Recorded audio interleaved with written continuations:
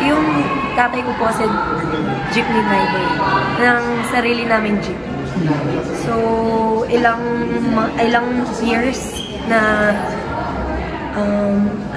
nabuhay kami sa ganong pamumuhay ba na jeepney driver yung tatay ko hanggang sa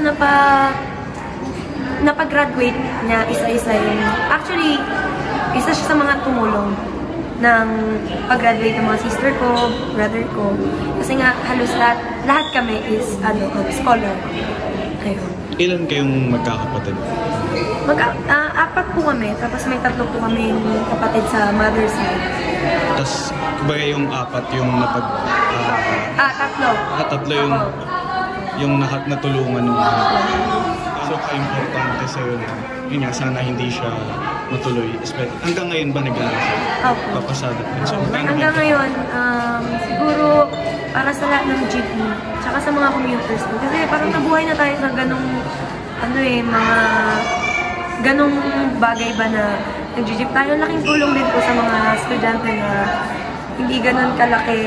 Kasi ang laki ng, actually, malaking difference yung aircon na bus compared sa jeepney. So, ang dami din talagang mawawala ng trabaho if ipupush ko nila. Pero sa part ko naman, sa tatay ko, since 60 plus na po kasi yung father ko. So talagang tumanda na siya sa pagiging jeepney driver.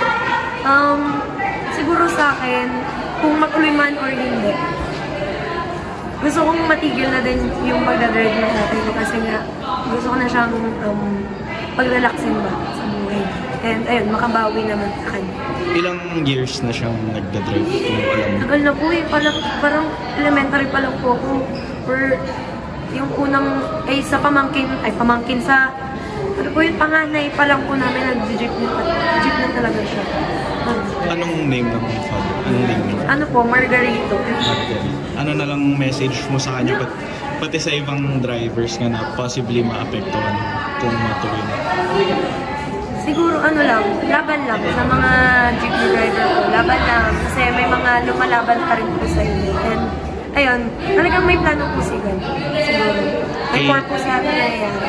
Kay Papa mo, ano message? Tatay, nasa kasi siya? Summer. So, gawin na lang natin private yung jeep mo tatry ko yung best mo para makapagpahinga ka na sa mamaneho. Para makarelax ka na. Thank you.